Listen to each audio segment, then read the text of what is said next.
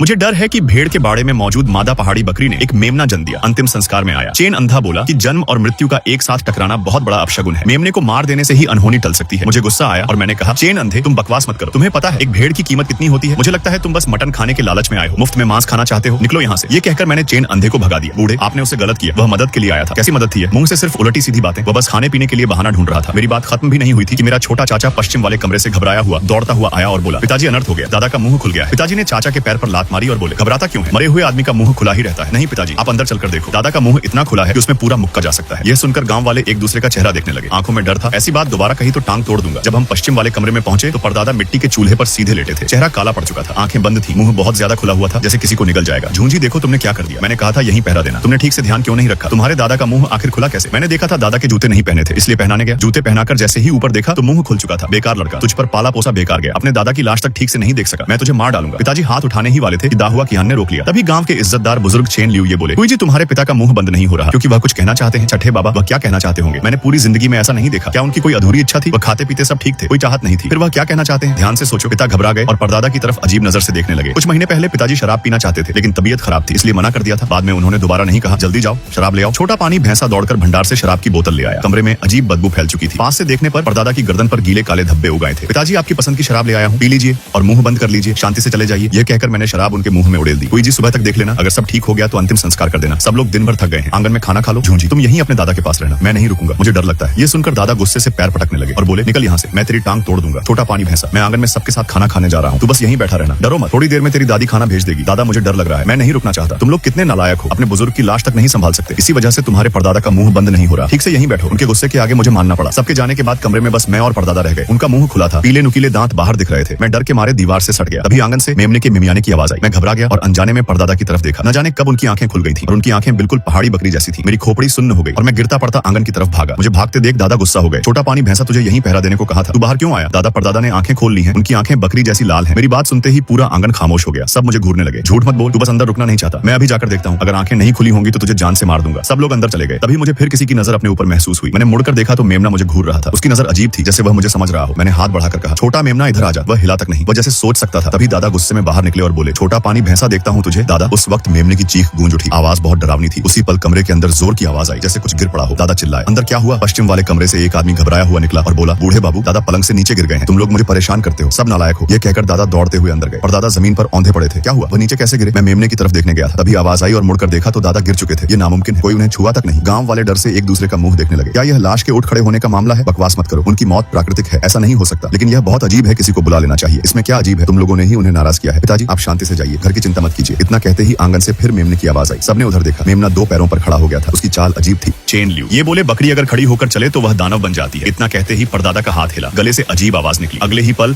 उनका शरीर ऐंठने लगा। दरवाजा बंद करो। वह सबको घूरते हुए खड़े थे, मुंह फाड़े, खाली आंखों से। सब डर के मारे जड़ हो गए। दादा हिम्मत करके बोले, पिताजी आप क्या चाहते हैं? परदादा ने कठोर आवाज में कहा, मेमने को मार दो। दादा का चेहरा सफेद पड़ गया। उन्होंने सिर हिलाते हुए कहा, मारूंगा, अभी मारूंगा। मैं कुल्हाड़ी लेकर आगे बढ़ा। मेमना बाड़े में खड़ा मुझे ही देख रहा था। वह भागा नहीं, जैसे खुद मरने का इंतजार कर रहा हो। कोई जी, यह मेमना नहीं मार सकते। क्यों नहीं? मैंने बचपन में सुना था, मरे हुए इंसान की नाराजगी किसी जानवर से जुड़ जाए तो उसे मारने पर वह इंसान में चली जाती है। अगर मेमना मारा तो आत्मा किसी आदमी में घुस जाएगी, तब और मुश्किल हो जाएगी। मैं डर गया। तभी मेमना धीरे धीरे बाहर आया और चेन लियू ये को घूरने लगा। फिर उसके मुंह से भयानक आवाज निकली। आवाज के साथ ही परदादा फिर बोल पड़े। उनका चेहरा राख जैसा हो गया, जो कि कमर के साथ वह बाहर निकल आए और बोले, मेमने को मार दो। कुछ युवक भागने लगे लेकिन चेन लियू ये चिल्लाए, कोई नहीं जाएगा, सब इकट्ठे रहो, तभी यह चीज हमला नहीं करेगी। परदादा फिर अजीब आवाज निकालने लगे। चेहरा इंसान जैसा भी नहीं रहा। जल्दी मारो, मेमने को मारो, तभी अनहोनी टलेगी। कोई जी, मेरे पिता झूठ नहीं बोल सकते। चेन अंधा भी यही कह गया था। चेन लियू ये बोले, ये बातें तुम्हारे पिता की नहीं है, ये सब मेमना बोल रहा है। देखो, जब भी मेमना मुंह खोलता है तुम्हारे पिता बोल पड़ते हैं। अब वह सिर्फ चलता फिरता शरीर है, उसे मेमना चला रहा है। जल्दी शव को जला दो। छठे बाबा, ये पिता का अपमान होगा, उन्हें जलाया नहीं जाता, यही आखिरी रास्ता है। तभी मेमने की चीख गूंजी। चेन लियू ये घबरा गए और बोले, जल्दी मेमने का मुंह बांधो। कुछ जवानों ने पकड़कर उसका मुंह बांध दिया। अचानक परदादा की आंख हिली और वह भीड़ पर झपट पड़े। तुरंत आग लगाओ। आंगन में केरोसिन डाल दिया गया। दादा रोते हुए बोले, पिताजी मुझे माफ कर देना। आग लगते ही परदादा गिर पड़े। जली हुई बदबू फैल गई। पूरी रात आग जलती रही। सुबह तक सिर्फ हड्डियां बची। हमने उन्हें कलश में रखा। मैंने पूछा, मेमने का क्या होगा? उसे जिंदा रखो, उसे मारना नहीं। जब वह बूढ़ा होकर मरेगा तब आत्मा भी खत्म हो जाएगी। चेन अंधा इस सबका जिम्मेदार है, मैं उससे हिसाब करूंगा। पहले अंतिम संस्कार कर लो। मैं हड्डियां लेकर पहाड़ी की तरफ चला। गांव वाले साथ थे। आंगन में सिर्फ मैं और दादी रह गए। छोटा पानी भैंसा, मेमने से दूर रहना कहकर दादी रसोई में चली गई। मैं अकेला खेल रहा था। मेमना मिमियाया। मैंने देखा वह मुझे घूर रहा था। तभी दरवाजे पर गाड़ी रुकी। एक आदमी और औरत बच्चे के साथ उतरे। मैंने चिल्लाकर कहा कोई आया है। वे अंदर आ गए। मैंने ध्यान से देखा, वह मेरे दूसरे चाचा थे। दादी उन्हें देखकर बोली। अब लौटने की याद आई। वह शहर में मजदूरी करते थे, कई साल से नहीं आए थे। माँ, मैं अब ठीक कमाता हूँ, शादी भी कर ली है और बेटा भी है। औरत मुस्कुराकर बोली, माँ, मेरा नाम शिवइंग है, यह आपका पोता फूलाई है। फूलाई मोटा तगड़ा लड़का था, उसने मुझे देखा भी नहीं और सीधे मेमने के पास गया। उसने ऊन पकड़ी तो मेमने ने उसे काट लिया। खून निकल आया और वह रोने लगा। चाची ने गुस्से से कहा, खड़े क्या हो, पट्टी लाओ। मैंने पहले ही कहा था, यहाँ मत आओ, ये जगह मनहूस है। चाचा बोले, बस कांटा है, कुछ नहीं होगा। फूलाई रोते हुए बोला, माँ, मुझे मेमने का मांस खाना है। मेमना जैसे समझ गया और उसे घूरने लगा। नहीं, ये मेमना नहीं मरेगा, ये अशुभ है। चाची हंसी और बोली, मैंने पहली बार सुना है कि भेड़ में इंसान की आत्मा होती है, आज मैं इसे काट कर ही रहूंगी। वह मेमने की तरफ बढ़ी। तभी मेमना धीरे से दो पैरों पर खड़ा हो गया। उसकी आंखें बिल्कुल परदादा जैसी दिखने लगी।